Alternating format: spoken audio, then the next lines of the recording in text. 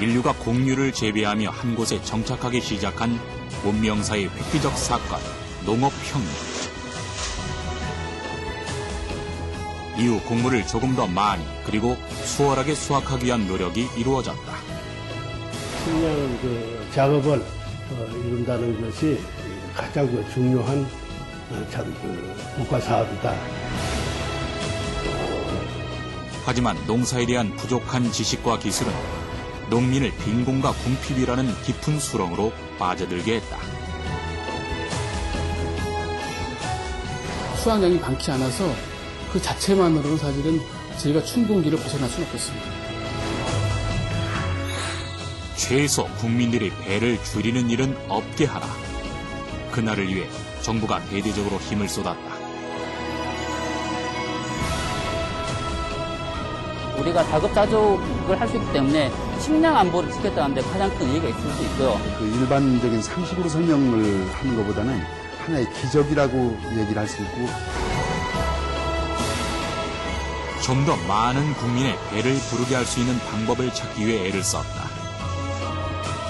그리고 이런 각고의 노력은 농업계의 혁명과 같은 변화를 가져다 주었다.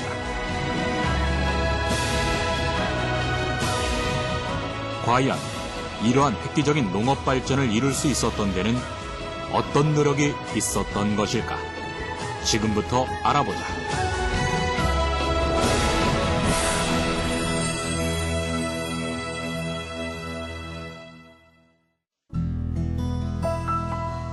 (5,000년의) 역사를 가진 우리 민족이 조상 대대로 먹어온 주식.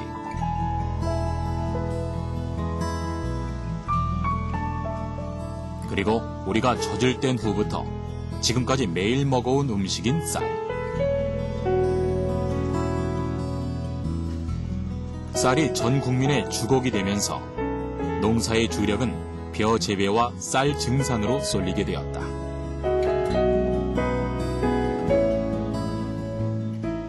벼를 재배하려면 종자를 준비를 해서 소독을 하고, 근데 오늘은 이제 파종하는 겁니다. 파종을 해서 모를 키우면 앞으로 한 달 후에 저희가 논에다가 모내기를 할 겁니다. 그래서 오늘은 이제 파종하는 단계가 되겠습니다. 우리의 역사 속에서 쌀의 증산은 곧바로 식량의 증산을 의미한다. 때문에 벼의 재배라는 일련의 과정은 우리 민족, 국가 산업의 한 축이 되었다.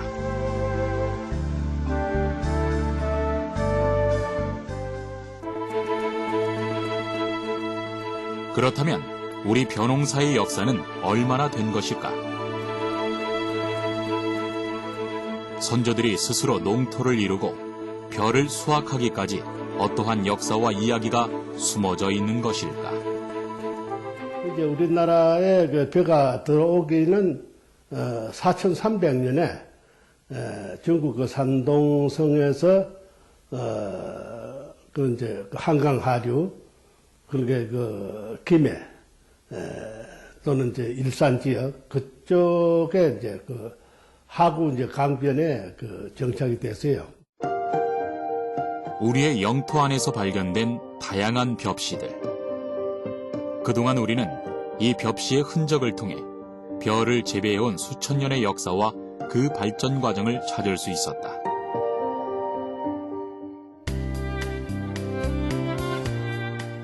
그런데 얼마 전 역사 발굴 현장에서 발견된 하나의 벽시를 통해 우리는 놀라운 사실을 접할 수 있었다.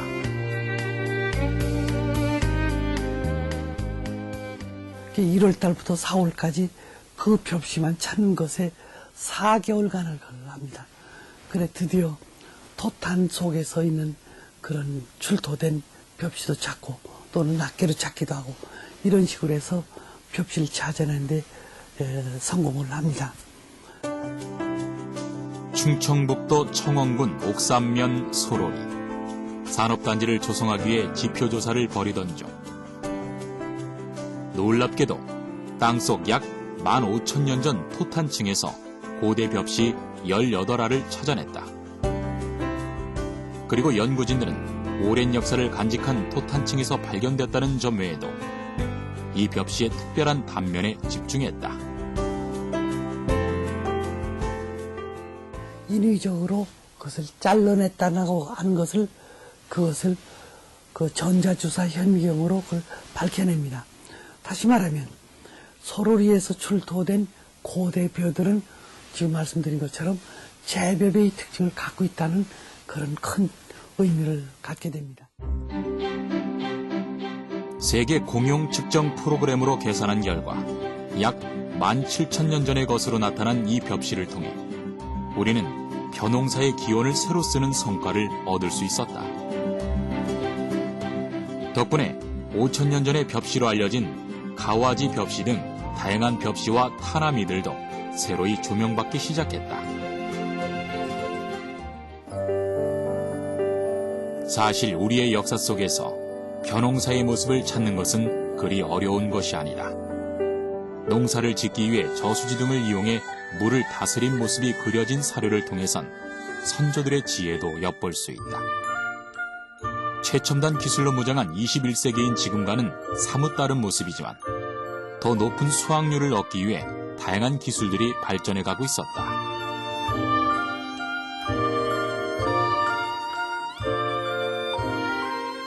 기술의 발전은 좀 더 쉽게 논을 갈고 씨를 뿌리고 수확을 하기 위해 다양한 기구를 발전시킨 결과를 낳았다. 이 기구들을 사용해 어떠한 효과를 얻었는지에 대한 결과는 다양한 사료를 통해 남아있다. 매년 한 번, 1년에 한 번씩은 농사 지을 수 있는 연작을 하는 그 부력 논이 만들어지기 시작합니다. 이때가 바로 세종이 건국 후에 처음으로 우리나라 자체의 농사 기술을 집대성시켜서 책으로 저술한 농사 직설이 나오게 되는 겁니다. 벼의 재배법은 물론 땅을 기름지게 하는 방법 등 다양한 농사법이 적혀 있어 우리나라 풍토에 맞는 농법으로 편찬된 책으로는 효시가 되었다. 12세기 이후에는 두엄 등을 논에 뿌리는 시비법을 시작으로 다양한 비료를 사용해 농업 생산력을 향상시켰다. 비료라는 것은 작물이 필요한 영양소를 공급해 주는 것을 말합니다. 전통적인 그 비료로서는 퇴비를 주로 사용했는데 퇴비는 그 가축분이라든지 그 인분을 발효시켜서 만든 것을 작물에 투입을 했습니다. 이 비료가 땅속에 들어가서 그 미생물의 작용으로 발효가 되고 그 분해 과정에서 그 작물이 필요한 영양분이 섭취가 되고 농사 직설을 보면은 중국의 지금까지의 비료 재료에다가 여러 가지가 추가가 됩니다. 그래서 이때 그 비료는 특히 그 인분료라든지 또는 그 재라든지 또 그 아궁이의 그 불탄 뒤에 나온 그 흙이라든지 또는 그 돌담이 무너진 흙, 이런 흙들은 바짝 말려 있는 흙들인데 원래 흙을 말리게 되면은 그 흙의 생산성이 상당히 높아지고 그 방법은 오늘날 원예작물에서도 우리가 많이 응용하는 방법입니다. 조선시대 편찬된 농사 직설에 소개된 시비법은 농사를 짓는데 비료의 역할이 중요했음을 설명해준다. 초목을 불태운 재를 말하는 화분, 똥재, 오줌재를 칭하는 분해도 비료의 하나다. 분해나 묘해를 통틀어 숙분이라고도 한다.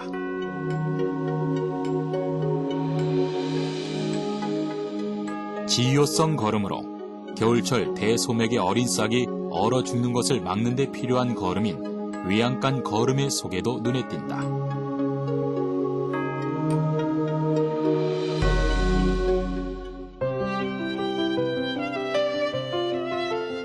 농사 직설에서도 소개했듯이 선조들이 가장 많이 사용한 비료는 외양간에서 나오는 두엄, 즉 집, 건초 등이 가축의 배설물과 함께 섞여 있는 거름과 가축분과 인분을 직접 뿌려 만드는 퇴비이다.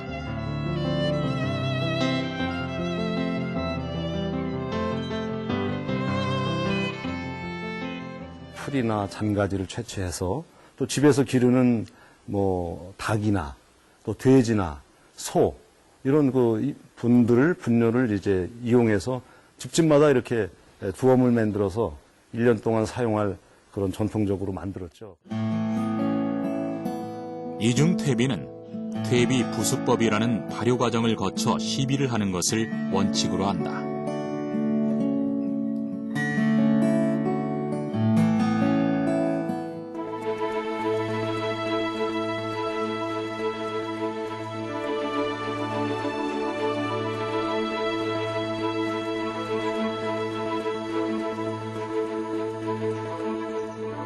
전통적으로 퇴비 부숙을 하는 과정을 살펴보면 먼저 퇴비용 재료부터 준비한다.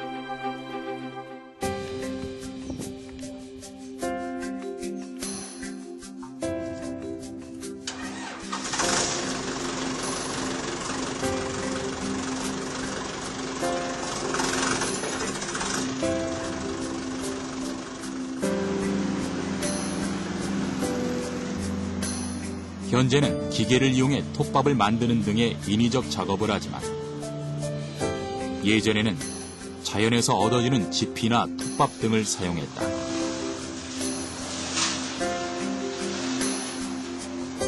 생활 속에서 자연스럽게 썩은 모든 짚, 뿌리, 열매가 없는 잡초 등을 말린 것 역시 좋은 퇴비 재료가 되었다.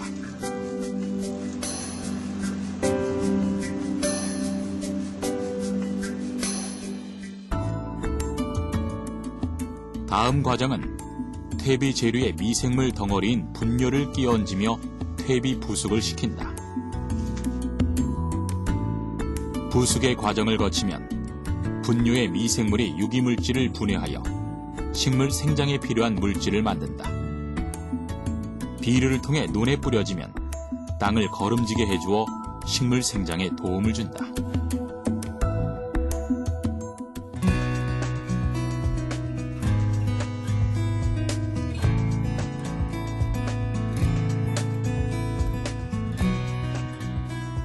그렇다면 비료를 뿌리기 전의 토양과 뿌린 후의 토양에서 정말 유기물 차이가 날까?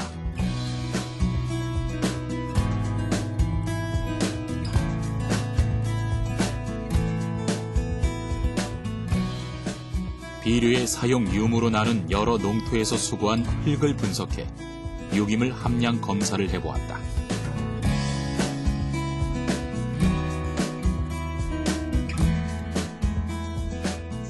먼저 분석을 위해 식물의 뿌리가 분포하는 약 15cm 깊이까지의 토양을 채취한다.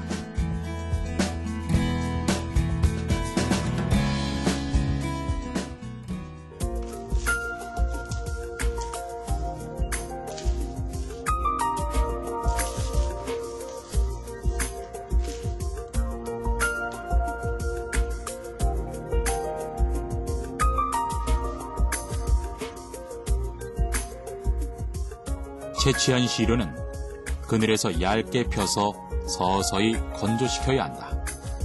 온도 25에서 30도씨, 습도 20에서 60%가 적당하다.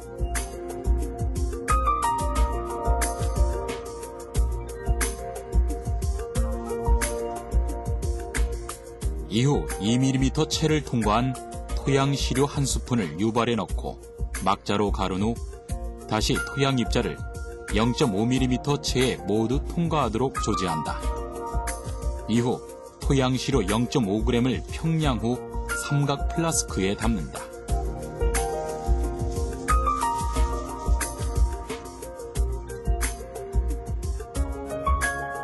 다음은 5ml 중크롬산 칼리 용액을 넣고 흔들어준다.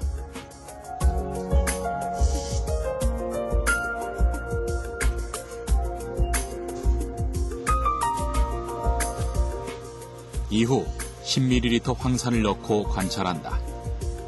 황산의 산성 조건에서 중크롬산 칼리로 산화, 토양의 유기물의 함량에 따라 화학 반응에 대하여 녹색으로 변하는데 이 녹색의 강도를 비색계로 측정한다. 이렇게 되면 토양의 유기물 함량을 분석할 수 있는 것이다. 퇴비는 작물에 영양을 공급하기보다는 거기에서 이제 땅속에 들어가서 물리적인 변화를 해서 땅이 건강성을 유지할 수 있도록, 그 건강성이라는 것은 토양 미생물을 활성화시키다든지 그리고 그 양분이나 그 여러 가지들을 보유해서 작물이 필요할 때에 쓸 수 있도록 그래서 양분의 보유력과 그 물 보유력이 있어서 그 토양을 건강하게 유지해주는 그런 역할을. 비료를 뿌린 땅에 유기물이 많음을 확인할 수 있고 유기물이 부족한 땅에 시비를 제한할 수 있다.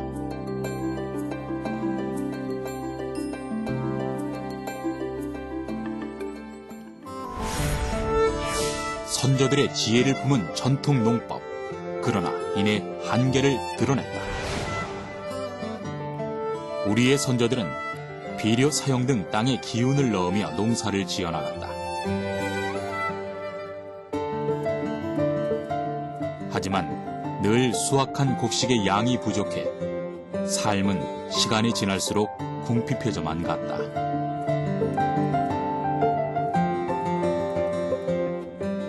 봄이 왔을 적에 보리기 나오기 전에, 그러니까 쌀은 떨어지고 밭작물의 그 곡식이 수확되기 전 단계를 저희가 이제 한 달, 두 달 정도를 춘근기라 그래서 그 당시엔 저희 거의 먹을 게 없어서 쉽게 말하면 산에서 나무를 채취해 먹다거나 주로 이렇게 이제 저희가 버텨왔다고 우리 선조들은 얘기를 합니다. 한번 농사를 지어 수확한 쌀의 양은 1년을 먹기에는 부족했다.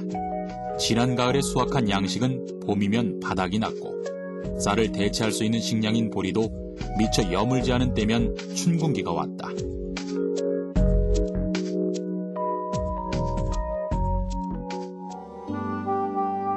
때문에 농가는 5에서 6월이면 식량 사정이 매우 어려운 고비를 맞게 됐다.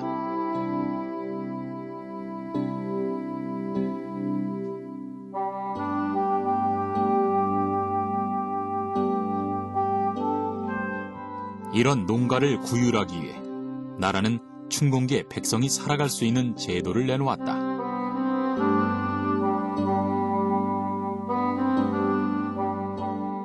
그때 당시는 곡물로 세금을 받아들였는데 걷어들인 것의 일부를 창고에다가 그 비축을 하는 겁니다. 비축을 해놨다가 그 춘궁기의 그 심각성이 어느 이상이 되면은 그것을 풀어서 그 못 먹은 사람들에게 죽을 끓여서 이렇게 밥 대신 먹여가지고 연명하게 만드는 그러한 그 정책을 폈었습니다. 각 지방에는 의창이 생겨났다. 당장 먹을 수 있는 양식과 땅에 심을 수 있는 종자를 나눠주었다.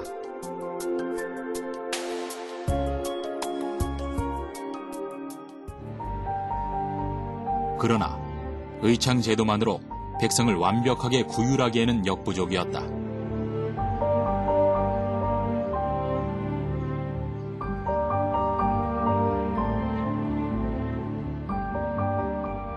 다만 빈민을 구제하고자 하는 마음만은 백성들이 힘든 춘궁기를 버틸 수 있는 끈이 되었다.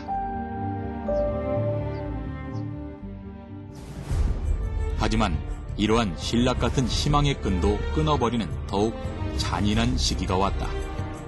우리나라를 일단은 쌀을 중심으로 하는 일본 식량의 이 그 보급창 같은 그런 역할을 꿈꾸면서 우리나라로 들어오게 됩니다.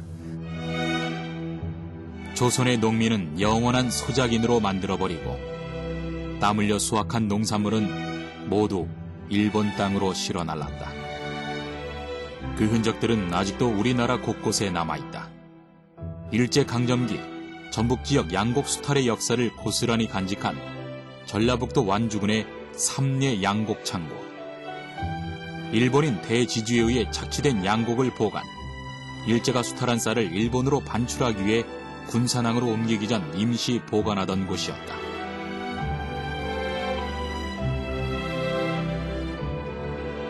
또 다른 이 장소는 전라북도 익산시 춘포면에 있는 춘포역.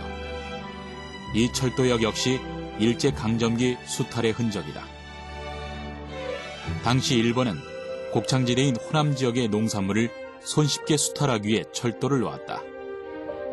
1914년 건립된 춘포역은 식량 반출의 거점으로 이용되었다.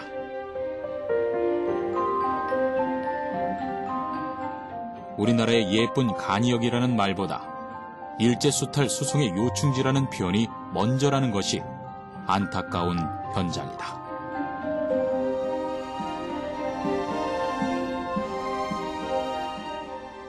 일본서 다 객출하기 때문에 저희는 사실은 농사 짓더라도 거의 쌀이 일본의 거의 7, 80%가 다 갔기 때문에 저희 나라에서는 우리나라 국민이 먹을 수 있는 것들이 많지 않았기 때문에 저희는 그 춘공기가 더 심했다 이렇게 판단되어집니다. 그렇지 않아도 먹고 살기 부족했던 식량. 농민들은 살 길이 없었다.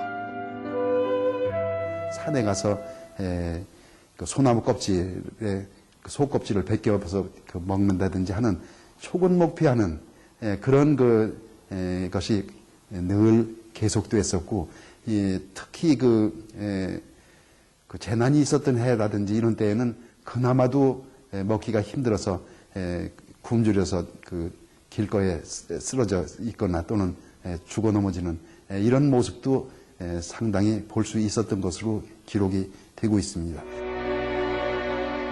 일본 제국주의에 의하여 식민 통치를 당한 35년 동안의 삶은 삶이 아닌 그저 연명이었다. 살 수 있는 방법이라면 뭐든지 먹고 버텨야 했다. 오랫동안 굶어 살가죽이 들떠서 붓고 누렇게 되는 병에 걸린 사람들을 보는 것이 어렵지 않을 정도로 우리의 삶은 빈곤 그 자체였다. 조국의 이름을 세계에 알린 서윤복에게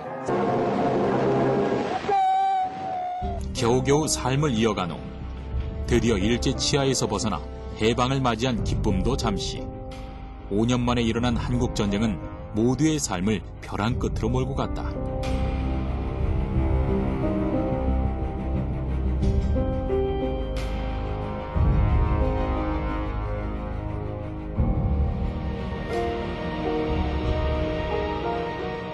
황폐화된 땅.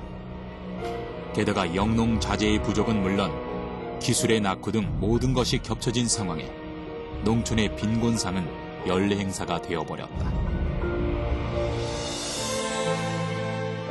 하지만 희망의 불씨는 다시 살아났다. 낙후되어 있던 농촌 중심의 근대화 전략이 펼쳐졌다.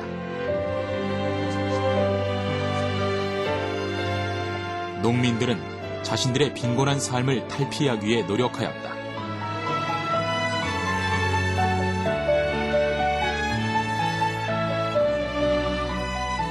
정부는 농민들의 생활을 바꿀 수 있는 근본적인 대책으로 농사를 짓는 데 도움을 줄 획기적인 방법들을 내놓기 시작했다.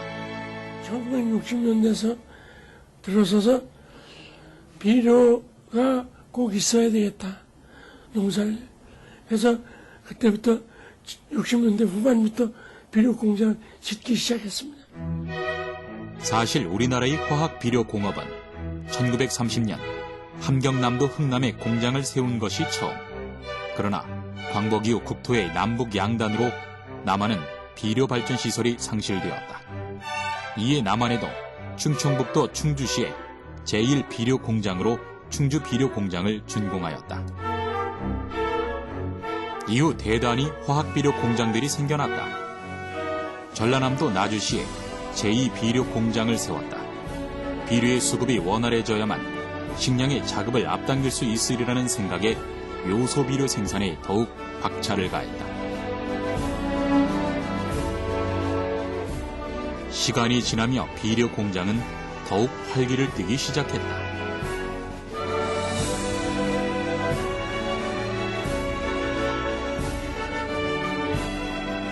울산광역시에 세워진 제3비료 공장에서는 비료의 발전이 한 단계 더 이루어졌다.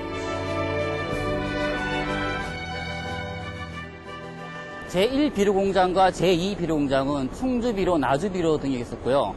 제3비료공장은 우리 영남화학이었습니다. 영남화학의 역사적 의의는 우리나라에서 최초로 복합비료를 만들었기 때문에 기존의 1공장과 2공장과는 전 차이가 있습니다. 공장이 준공된 후 요소비료와 복합비료가 생산되어 해방 후 처음으로 복합비료의 생산이 시작되었다.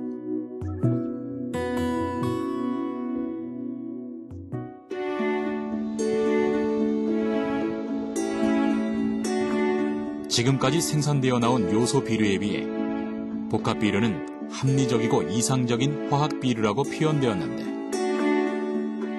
그만큼 그 공정 과정 또한 복잡해 몇 개의 공장이 설비될 수밖에 없었다.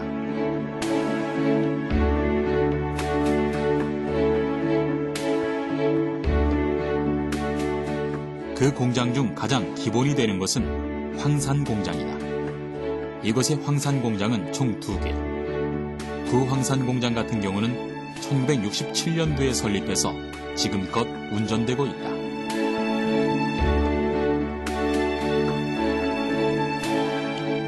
고농도 SO2 가스를 발생시켜가지고 전환탑을 거쳐가지고 SO3로 전환시킨 다음에 물로 순환시켜가지고서나 황산을 생산하는 접촉법에 의한 공정으로서 아까 좀 전에 말씀드렸듯이 단위 공장당 600톤 정도 일 생산하고 있습니다.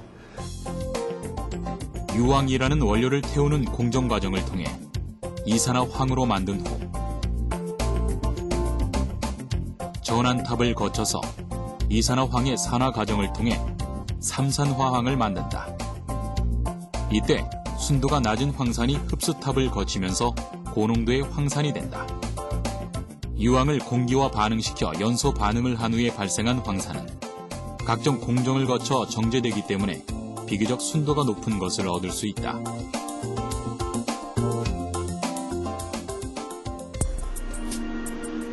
사실 황산은 위험한 물질. 하지만 이곳에서 만들어진 황산은 복합 비료의 재료인 동시에 인산을 만드는 데 도움을 주는 재료이기도 하기에 없어서는 안 될 공정이라 할 수 있다.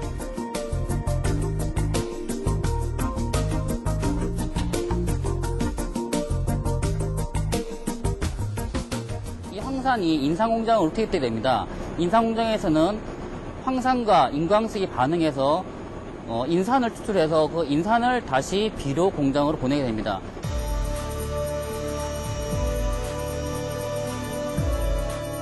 황산을 만들었다면 두 번째 재료인 인산을 만들어야 한다.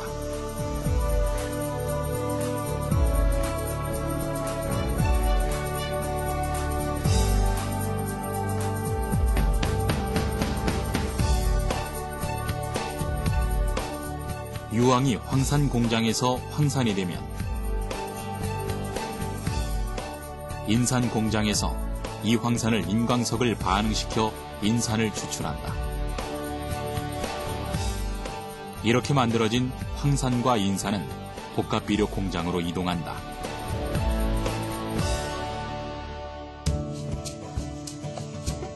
복합비료는 농작물의 발화, 성장 및 결실에 필요한 3요소인 질소, 인산, 칼리 중 2가지 이상의 성분을 함유시켜야 하기에 마지막까지 공정 과정이 복잡하다.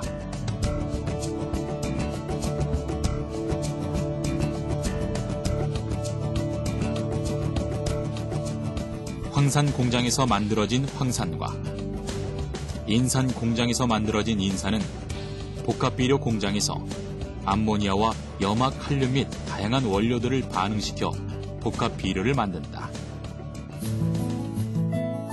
이러한 마지막 공정 과정은 복합비료 공장에서 이루어진다. 드넓은 대지 위에 세운 엄청난 크기의 공장에 울려 퍼지는 굉음. 그리고 그 진동은 공장 전체가 흔들릴 정도의 위력을 지닌다.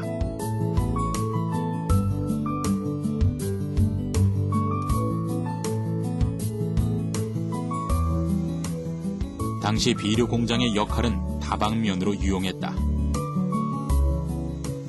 당시 1960년도에 비료 공장을 시발점으로 해서 중화학 산업이 육성하게 됐기 때문에 그 중화학 산업을 이끌었던 그 전문 인력들을 또 우리 비료 공장에서 양성했던 그런 역사적 의의가 있습니다. 식물이 자라서 쌀을 만드는 거기에는 필요한 성분이 물론 양이나 비율은 좀 다르겠지만은 적어도 한 20여 가지의 그 종류가 필요하게 됩니다. 이게 대개 무기질이 토양에서 얻는 것이, 식물이 얻는 것이 대개 이러한 성분들을 얻는데 그 중에 어떤 것만 특별히 모자라도 그 소출은 만들어질 수가 없습니다. 새 나가기 때문에. 그래서 이런 것을 막기 위해서 우리한테 필요한 그 성분들을 비율로 해서 한꺼번에 여러 종류를 같이 포함하는 비료를 만드는 것. 이것이 복합 비료고. 제3공장에서 생산되는 비료의 종류, 생산 공정, 비료의 생산량은 또 다른 비료 공장의 설비에 영향을 주었다.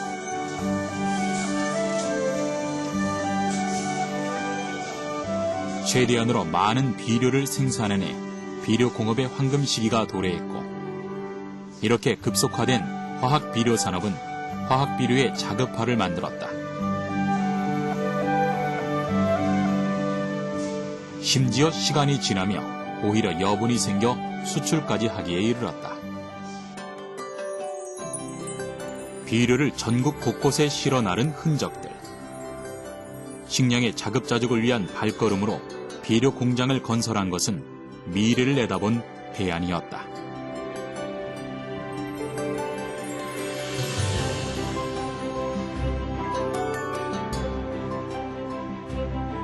농업의 획기적 발전을 이루게 해준 것은 물론 식량 안보를 지켰다는 데 큰 의의가 있다.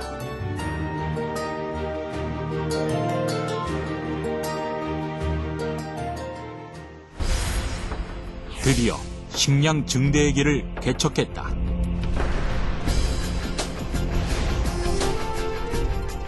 화학비료 개발과 같이 농업의 발달을 위한 노력이 지속되는 가운데 우리나라 식량의 기본인 벼농사의 발전을 위한 연구도 진행되었다.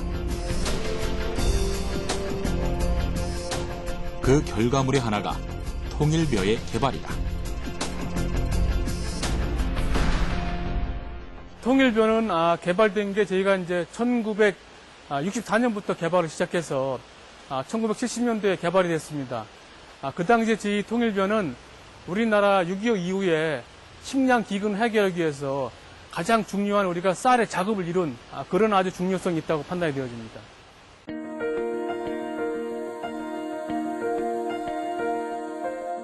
사실 우리나라에 통일벼가 개발되기 전까지 재래종 벼들이 없었던 것은 아니었다. 재래종 벼를 심었습니다. 그 재래종 벼는 키가 통일벼보다 한 배는 커서 바람에 잘 쓰러지고 또 병충해에 저항성이 없기 때문에 수량이 통일벼에 비해서 반밖에 안 났습니다. 시바루당 110kg밖에 안 나와요.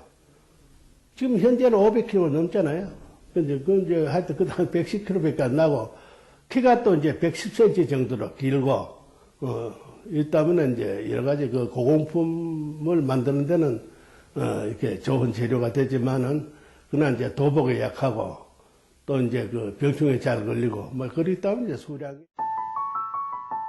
당시 농민이 재배하던 재래종은 길이가 길었던 것이 특징.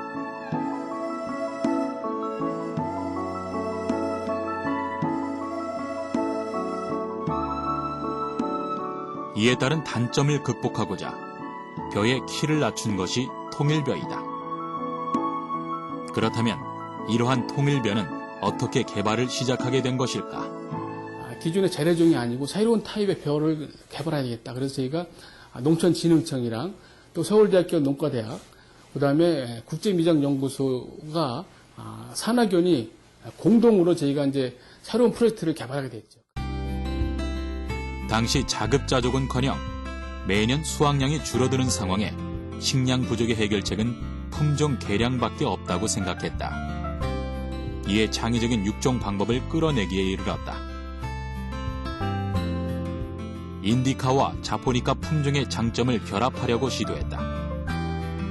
1965에서 1966년에 걸쳐 한 개의 자포니카 품종과 두 개의 인디카 품종을 교배하는 이른바 3원 교배를 실시했다. 그 결과 1971년에 통일벼가 세상에 빛을 보게 되었고 1972년부터는 농가에 보급되어 재배되기 시작했다. 이 통일계통의 품종을 키우는 데에는 거기에 걸맞는 비료와 비료의 양이 공급이 돼야 됩니다. 그래서 비료의 역할은 품종의 탁월성을 키워줘서 그걸 실현시키는 역할을 한 것이라고 이렇게 볼 수 있죠. 식물이 배고플 적에 언제든지 우리가 시행할 수 있는 게 화학비료고 효과가 빨리 나타나는 게 화학비료가 되기 때문에 저희가 그 당시에 통일별 개발해서 수확량을 높일 수 있었던 것은 아마 그런 화학비료 개발도 하나의 그 중요한 요인이 되었다고 판단이 되어집니다.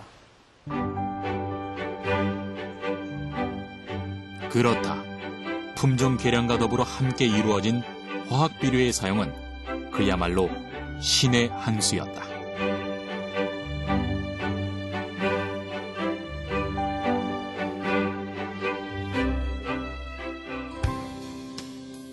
소와 쟁기를 이용했던 과거에서 기술력도 한 단계 진보했다.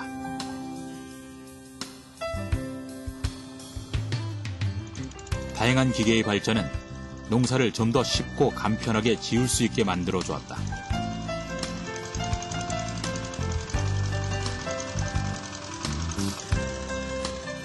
이 모든 요인들이 함께 맞물려 돌아간 후 벼농사는 그야말로 혁명적 발전을 이루었다.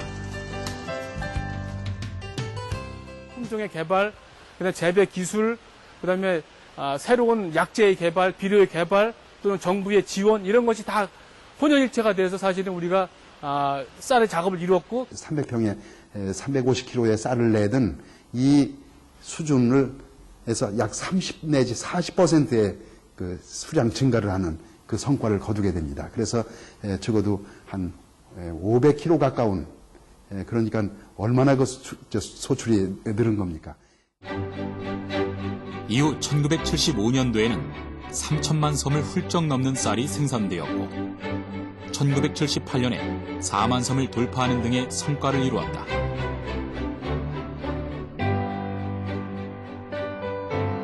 드디어 식량 생산량 증대의 꿈은 현실이 되었다. 더 이상 농촌은 춘궁기의 어려움 속에서 허덕이지 않을 수 있게 되었다.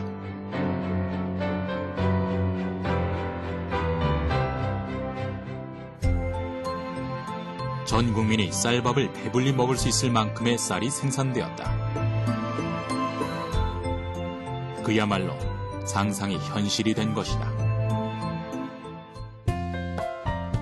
처음으로 국민들은 삶을 이어가는 기본을 누릴 수 있게 되었다. 쌀밥을 마음껏 먹을 수 있는 것은 단순히 국민들의 배를 불리는 데서 끝나지 않았다. 더불어 윤택한 삶이 자연스럽게 따라오게 되었다.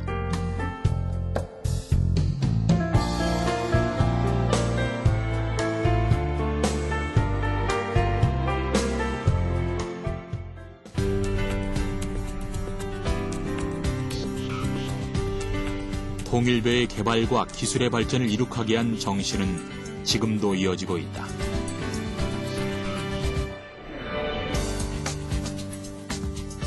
우리에게 유용한 작물을 공급해주는 땅을 더욱 기름지게 만들 수 있는 새로운 비료 개발 연구가 시작됐다.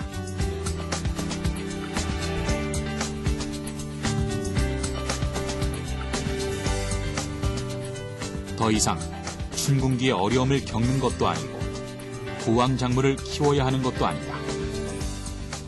이제는 보다 효율적으로 작물을 재배할 수 있는 연구를 하는 것이 목적이다. 다양한 시도와 노력이 또 한 번 변화를 이루게 해줄 것이라 믿는다. 아마 그 녹색혁명은 그 일반적인 상식으로 설명을 하는 것보다는 하나의 기적이라고 얘기를 할 수 있고 그것 때문에 우리나라 한강의 기적도 가능했다. 그래서 이 기적을 만들어서 기적을 새로 낳은 우리나라 역사에는 참 전무후무한 그런 그 사례가 될 줄로 압니다. 가장 중요한 게 먹거리가 완성이 돼야만이 그의 경제 활동 또는 이제 새로운 먹거리의 그 산업 발전 이런 것이 이제 같이 이루어지기 때문에 사실은 쌀의 작업은 우리 경제가 선진국으로 도약하는데 가장 큰 역할을 하지 않았나 그렇게 생각하고 있습니다. 불과 40여 년 전까지만 해도 참기 힘든 굶주림에 허덕이던 시기가 있었다.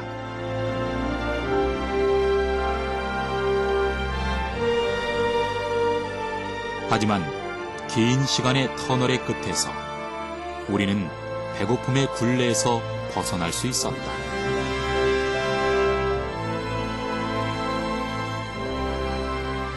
과연 뼈까지 옥죄던 기근을 멈춰준 것은 무엇이었을까? 식물이 자라는 기본이 되는 땅에 영양분을 주는 노력. 생산량이 많은 품종을 만들기 위한 고민과 그 생각에서 얻어진 다양한 기술력이다.